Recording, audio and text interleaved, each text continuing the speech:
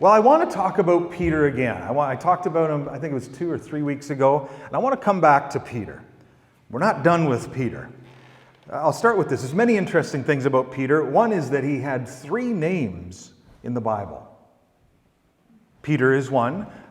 Can anyone tell me the other 2 names that Peter has in the Bible? Cephas. That's one. What's the other one? Simon. That's right. 3 names. Why would he have 3 names in the Bible? Well, his birth name was Simon. And then Jesus gave him a new name. We'll just say Cephas. Cephas means rock. It means stone. That's Aramaic. That's the language Jesus spoke. That's what Jesus would have said. The New Testament is written in Greek. Well, the Greek word for stone or rock, the Greek word for Cephas, is Petros. So sometimes we see Cephas, the Aramaic, sometimes we see the Greek. Now, Peter is the English variation of Cephas and Petros. Clear as mud? So we have all these. So basically there's 2 names. There's Simon, and then let's just say Peter. Let's wrap up all those other names with the English variation, which is Peter. But still, so he has 2 names. Why would Jesus give Simon a new name? I'm glad you asked. He was trying to help Peter and the other disciples who were there when this happened understand their true identity. What he was doing, he was demonstrating that God often sees something in us that is very different than what everyone else sees in us. And God sees something different in us than what we ourselves see. So he was trying to demonstrate that Peter has this identity that he has received. This is the way everyone, including his parents and all his friends, they see good old Simon. But Jesus is saying, God sees Petros. God sees Peter. God, you have a different identity. You have a new identity. You have a true identity, Peter. And I want you to live into that identity. So the epitome or the ultimate amplification of this new identity was to give him a new name that symbolized this new identity, this true identity that he had, that only God could see. Now, this is a consistent theme in the Bible. Peter isn't the first one to be given a new name, right? I'll read some, and then you tell me. I'm going to read the old names, and then you can tell me the new names that these people have been given. Some you may know, some you may not know. Abraham. That's right. Who got that? I don't have treats. Sorry, I don't even know why I'm asking. God gave Abram a new name, Abraham. Abraham means, I won't ask. It means the father of many, father of multitudes, father of a great nation. Jacob's name was changed to Israel. Israel means to wrestle or struggle with God. Pharaoh gave Joseph a new name. Now, I'll be surprised if anyone knows this. In fact, I will give you a treat if you know it. Does anyone know Joseph's new name? So Pharaoh gives him a royal identity, a new identity. In fact, he's not only just part of the royal family, he's the second most powerful person in the empire of Egypt at the time. So he gives him this new identity, and along with the new identity, he gives him a new name, and the new name is Zaphenath-Paneah. That just rolls off the tongue, doesn't it? Yeah? Hey, any of you younger people looking for baby names, that's one to consider. Little Zaphenath-Paneah here. And here's what it means. One to whom hidden things have been revealed. It's kind of a cool name. Moses gives Hoshea a new name. Does anyone know this one? This is a tricky one. Joshua. He gives Hoshea a new name, Joshua, and Joshua means Yahweh is our salvation, or Yahweh saves. Solomon is given another name, Jedediah. I won't even ask. I'm just assuming we don't know at this point. And he's given that name by Nathan. And Jedediah means beloved of the Lord. Some might know this one. I'll stop here. I think you're getting the point. It happens a lot in the Bible. Naomi. Does anyone know? Oh boy, we got a keener here. That's great. Now Naomi, she actually gives herself the new name. This is an interesting one. So Naomi means pleasant. And so Naomi and her husband and her family, they go to Moab because there's a famine in Israel. And they live in Moab for a while. And then Naomi's husband and her sons pass away. So Naomi returns home to the land of Israel with her daughters-in-law. And then there's a famous story there with Boaz. But Naomi, when she comes home, everyone's like, "So good to see you, Naomi," which means pleasant. She goes, "I'm not Naomi anymore. I'm Mara," which means bitter. So these new names, there's just so many instances in the Bible where people either receive new names or, in Naomi's case, give themselves a new name. And all these new names, they have meaning that reveal either their new identity or their true identity. That's what names are about in these new name-changing scenarios in the Bible. So that's connected to why Jesus gives Simon this new name, Peter. Now, I'm going to come back to that in my next message. We're going to talk, because I want to get into detail about what's going on with Jesus giving Simon this new name, Peter. But today, I want to look at a few stories in the Bible, two, that demonstrate how God reveals the true identities of certain people that nobody else sees, that they don't even see themselves, and how this true identity revelation transforms these people's lives and their sense of destiny. Okay? The first one is Gideon, the story of Gideon. This happens in the book of Judges, chapter 6. Not a lot of Mennonites preach on Judges. I was raised Baptist. It was one of my favorite books when I was a kid. How many people have read it? I mean, it's R-rated. It's R-rated, you know. There's some intense stuff that happens. It was a real eye-opener as a child. As I read through Judges, I'm like, wow, surely the world isn't still like that. Well, it turns out not much has changed with human beings. So one of the judges, well, first of all, let me set the context. There's a pattern in the book of Judges and in the Old Testament in general. Here's the pattern. So God blesses the Israelites, and then after a while, they stray from the path, and they turn to other gods. They start worshiping other gods, false gods. And then eventually, God's like, hey, return to the path of righteousness, return to the path that is right. And eventually, God's like, okay, if you want to follow those gods, well, let them protect you. Let them take care of you. And then eventually they run into trouble. The enemies, they're surrounded by enemies. Again, not much has changed in the world, right? But they're surrounded by enemies, and the enemies attack them and start to oppress them. And then they cry out to Yahweh once their false gods don't seem to be able to help them. This is a bit of a last resort. So they cry out to God, and finally God says, okay, I'll bail you out again. And in the book of Judges, God would send a ruler, a leader. They're called judges, that would lead the people and help deliver them. So there's this pattern that happens over and over again, and it happens continually later on, even when they have kings rather than these judges as rulers. So here's Gideon's story. The Israelites have been oppressed by the Midianites for 7 years. And so, it's pretty brutal. The Midianites would routinely come in and just plunder Israel. They would take their crops. They would take their valuables, their goods, their grain, their wine. Sometimes they would take their children and women as slaves. So eventually, the people cry out to God, Yahweh, can you help us? And eventually God says, okay. And then he sends an angel of the Lord to this man named Gideon to call him to deliver Israel. Now what happens is Gideon has this angelic encounter. He meets an angel of the Lord. He doesn't realize it at first. But once it becomes aware of who he's communicating with, he is transformed, radically transformed. And he's given this new identity that he lives into. Now we're going to come back to that angelic encounter in a little bit, but let's focus on the new and improved Gideon, if you will, and what he does. So, the first thing the angel commands him to do is to destroy the idols to the false god Baal. So he does that. Then he empowers Gideon to raise an army. Now the people are living in fear, but somehow Gideon is able to inspire 32,000 men to join his army.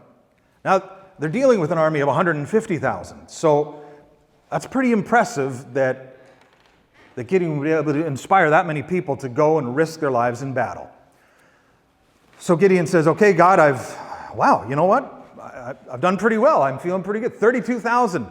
God says, okay, you know what? That's too many. That's too many for what I have in mind. Here's what I want you to do. I want you to tell all the soldiers, anyone who's afraid, to go back to their families. No shame. We're not going to trick you and then we're going to slaughter you or something. Like stuff like that happened in the Bible, right? But no, there's no shame, no judgment. But God says if you're afraid, he wants you to go back home and be with your families. That's fine. They're totally cool. 22,000 of them go home, right? 22,000. So over 2/3 of Gideon's army that he has, courageously inspired people to join, 2/3 leave. So Gideon's like, okay, God, I think we're moving in the wrong direction here, but okay, we still have 10,000. That's fine. Okay, what's the plan? Because God has promised he's going to give Gideon a plan to deliver Israel from the hand of the Midianites. God says, okay, so there's 10,000 left. You know what? It's still too many. It's just not going to work for the plan that I have in mind. Gideon's like, are you kidding me? All right, what's next? God says, take them down to the river and get them to drink. And you're going to watch the way they drink. And the men who drink like this, they're going to kneel down, that's how they're going to drink. Does anyone want to do that with me? Let's all go down to the river. Watch for the people who drink, so they're still aware, they're still looking around, they're still mindful. Those are the men I want you to take into battle. So, Gideon's looking around, he counts 300. He's like, well, God, there's a little problem. There's only 300 are drinking that way. The rest of them are just face down into the water. They are very thirsty. God's like, 300? That's perfect. Perfect. Okay, send the rest home. So Gideon is now, wondering what he's gotten himself into. He says, God, 32,000 down to 300. This doesn't make sense. And God says, here's why I'm doing this. If you had 32,000 soldiers, you'd still be outnumbered and overwhelmed. But if you were able to defeat the Midianites, you would start to boast that you did it in your own strength. With 300, you're going to know that it is God who has delivered you. This is going to be a sign. So maybe you'll stop straying from the path. You'll realize that God is real. God cares about you. God will take care of you. And maybe you will stay on the path. Gideon says, okay, all right, I understand the logic. What's the plan? Because I don't know how 300 of us are going to take 150,000. The plan begins with this. God says, I'm going to have some of these Midianites have dreams. They're going to be nightmares. And the dream is going to symbolize Gideon and the Israelites coming and destroying the Midianites. And this happens. Some of the Midianites have dreams and they start talking to all the other. Did you have that dream? No, well, I'll tell you, I had a dream and what it represents, I know it's Gideon and the Israelites are going to come and they're going to do us in. So they start to get nervous. There's kind of a fear creeping through the camp of the Midianites. Okay, what's next? God says, here's what I want you to do. You're going to attack at night, midnight. It's pitch black. And what I want you to do is everyone, all 300 of you, you're going to surround the camp. Now, 300 people, this is a huge camp, 150,000 people. Each person is going to be like 50 feet apart, right, or more. And you're going to surround this camp. You're going to get as close as you can. You're going to creep up. And you're going to have a trumpet. Everyone's going to have a trumpet. And everyone's going to have a torch that's lit, but you're going to cover it with a clay pot. So I want you to have this torch that's lit, covered with a clay pot. You're going to creep up with your trumpet. Don't blow your trumpet too soon. Creep up. And then, Gideon, I want you to give a signal. And all of the people, at the same time, you're going to blow that trumpet. You're going to blow the trumpet at the same time. And then you're going to, after you're done blowing the trumpet, you're going to yell, for God and for Gideon. Which is basically for God and country, right? For God and for Gideon. And then I want you to smash those clay pots that are covering the torch. And then all of a sudden, so all these men that are sleeping in the camp, they're going to wake up with this trumpet sound and hear this shouting. And then all of a sudden, there's going to be fire all around them. And here's what's going to happen. Panic is going to just seize their hearts. And in the darkness, in the chaos, they're going to jump up and they're going to grab their swords, they're going to run out, and they're going to start fighting each other. And that's exactly what happens when Gideon follows God's plan. In fact, it says 120,000 Midianites are slaughtered that night by each other. That's crazy madness. And I know this, some of you are like, oh, this is what is this story? Well, it's history, but there's a deeper meaning here. Now, first of all, when Gideon is done, actually his 300 men, they chase the rest. There's 15,000 that are left, chase them out of the area. When they come back, everyone's celebrating Gideon as a hero. You are our leader, you are our ruler, you are our deliverer. Gideon says, no, I'm not going to be your leader, I'm not going to be your... God is going to be, Yahweh has delivered us, Yahweh is going to be our ruler. And there was peace in the land for 40 years. Now, why am I telling you this story? The story starts with God identifying something in Gideon that nobody else sees, not even himself.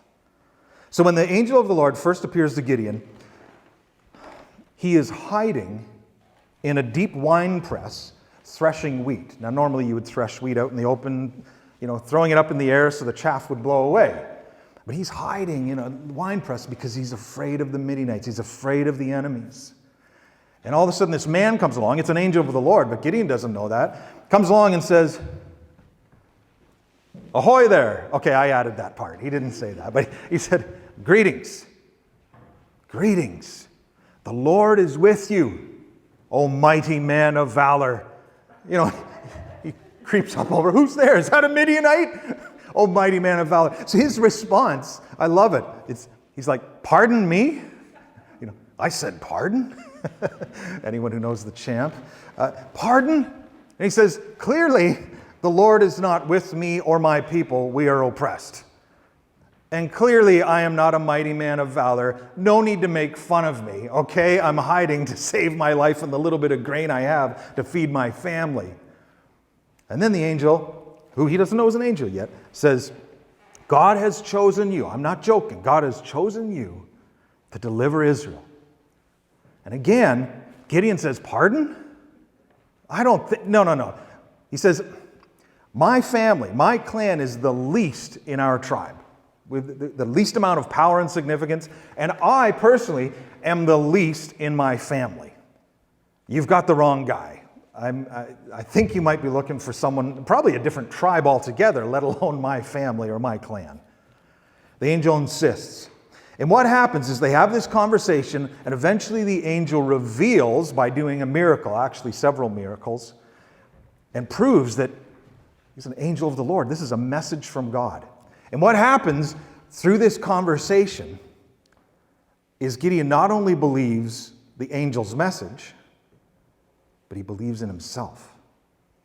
He starts to believe that how God sees him as a mighty man of valor is true. And then he starts to live into that identity that only God can see.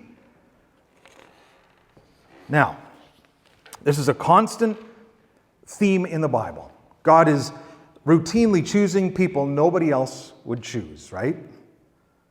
Choosing people who everybody else kind of overlooks or undermines or underestimates. People who don't feel worthy themselves, don't feel up to the task. This is, if you read through the Bible, which I would encourage you to do several times in your life, you start to see these themes. And one of the themes is God consistently choosing people that nobody else would choose.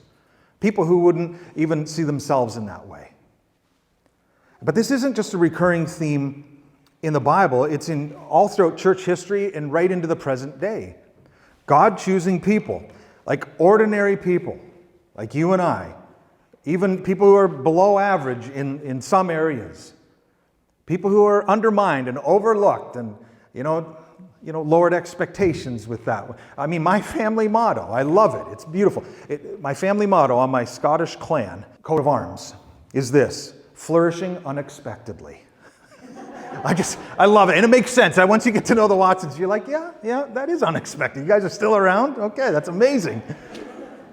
And that's God chooses ordinary people who are average or a little bit below average, consistently. It's almost people like Peter.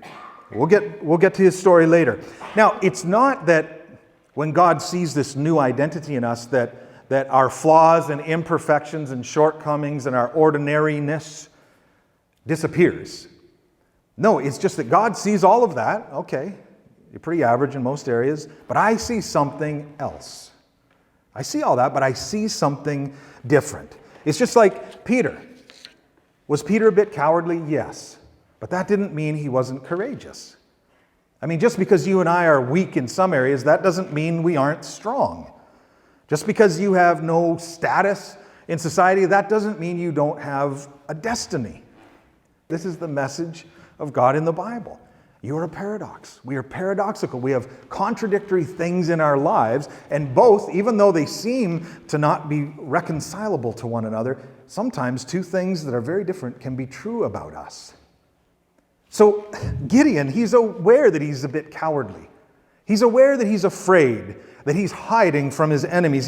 He's aware that he's the least powerful and significant in his family, and that his family is the least powerful and least significant in his tribe. He's aware of all this. God is aware of this, and God doesn't come and say, none of that's true. There might be some truth to it. God just says, I don't want you to focus on that. Here's something else that's true about you, and that's what I want you to focus on. You're a mighty man of valor. And as Gideon sees this new identity, and more importantly, as he begins to believe it, he becomes it. He lives into this identity that God reveals to him. And the same thing is true for you and I. When God looks at you, God sees something different than what everybody else sees. And when you start to see that, and more importantly, start to believe it, you start to become it. And it's amazing what ordinary people can do once they're in tune with how God sees them. Let me give you another example. David, 1 Samuel 16. So there's a prophet Samuel. So King Saul has kind of lost his mind. He's definitely strayed from the path. And God's like, I've given him so many chances. I'm kind of done with that guy. I just can't deal with him anymore. When he's gone, I'm going to start with a whole new family, you know. So Samuel, I want you to go to Jesse, and you're going to anoint one of his sons to be the next king after Saul dies.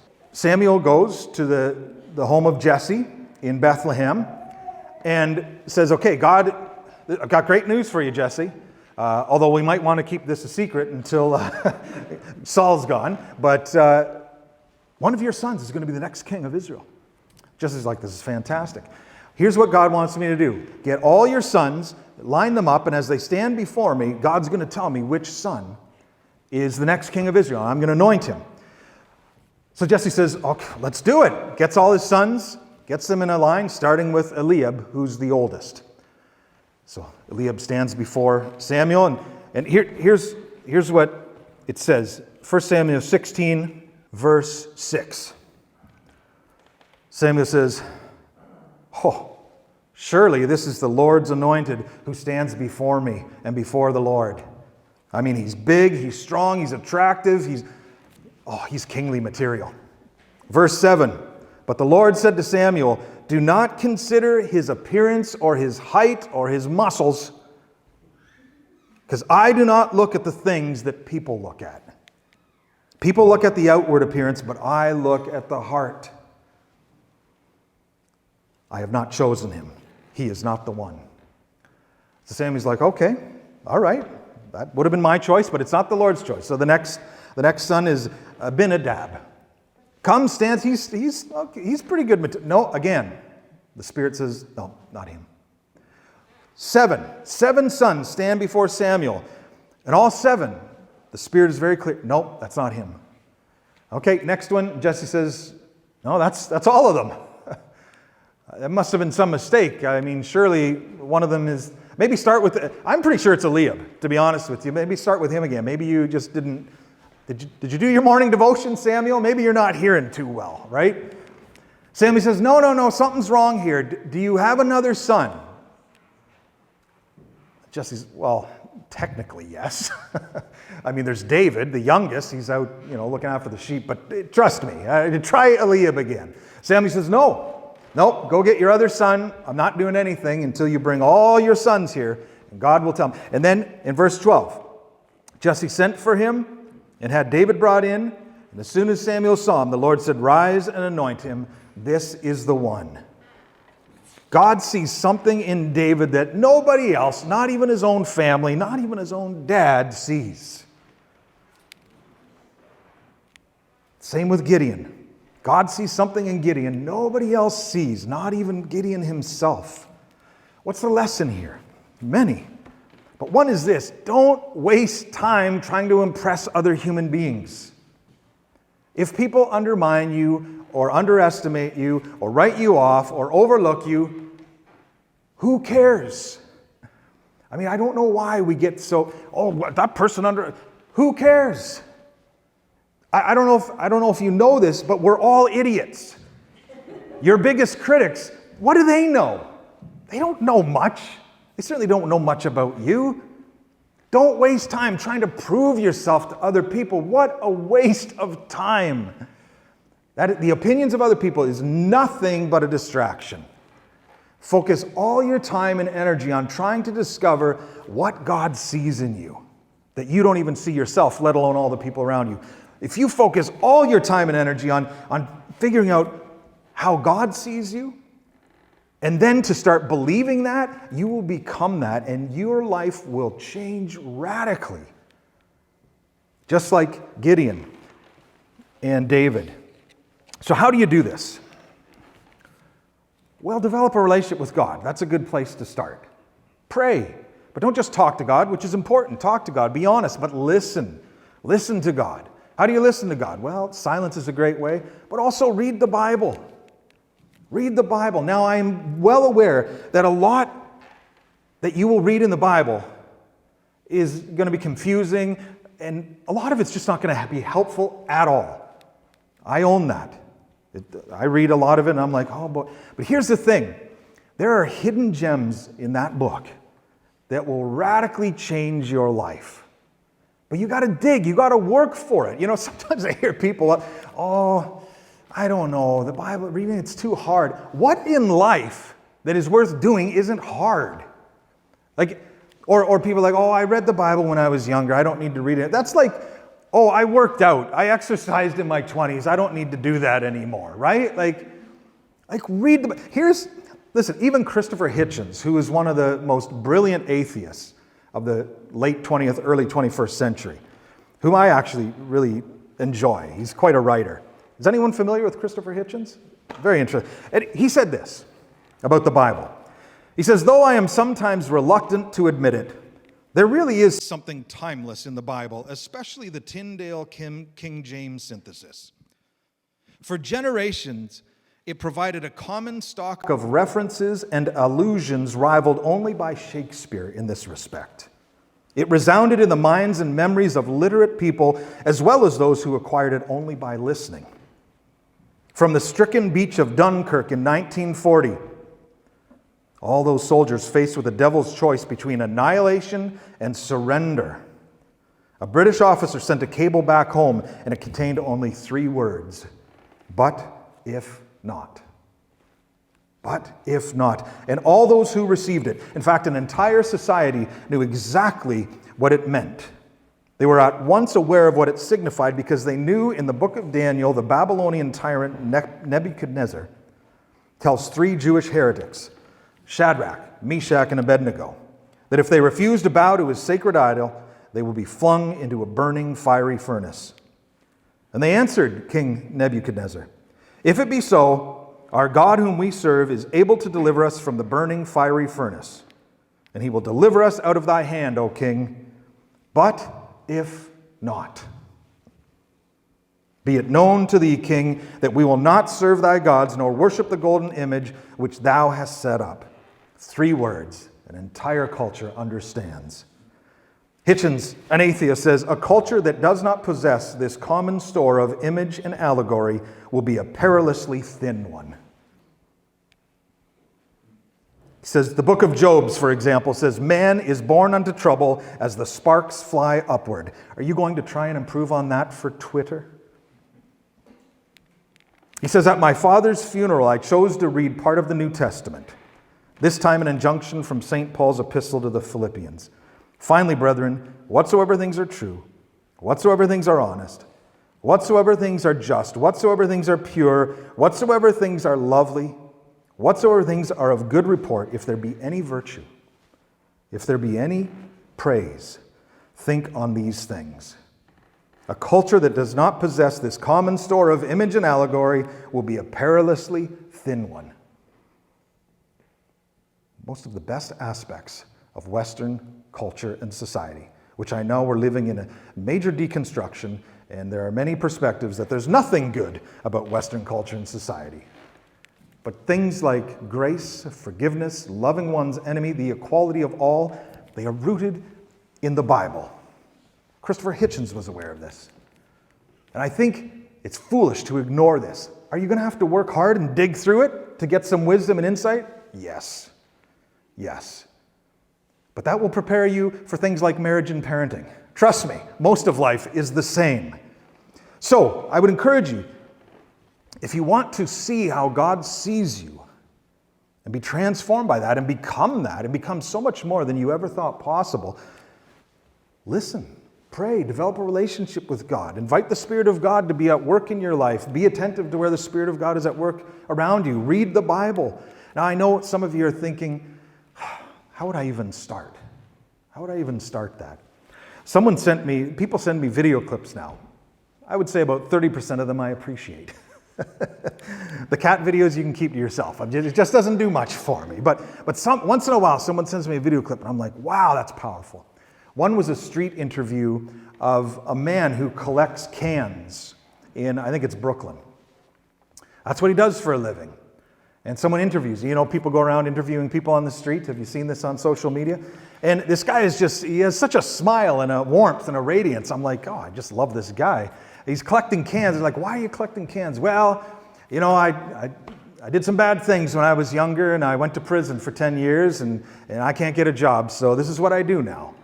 I collect cans, I take them in, and that's how I make my money. And the interviewer's like, do you have any regrets? I regret everything. He says, I lost my family, my children, my job, my everything. He says, well, what keeps you going? He's like, I met the Lord in prison. And man, I've been so blessed. I am so full of joy, so full of peace, oh man, I'm living large. The guy says, okay, that's interesting. You're collecting cans, but you're full of joy. Interesting.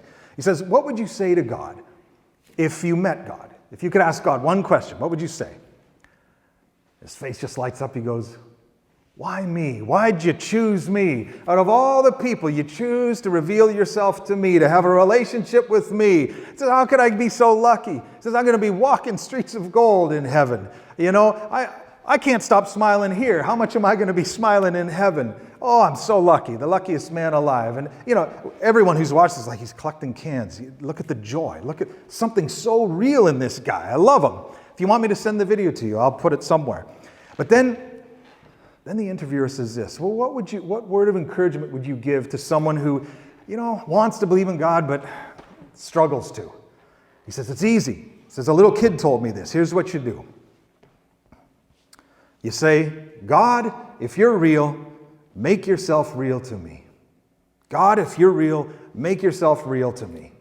And that's what I would encourage anyone who's struggling, just pray that and be open. Amen?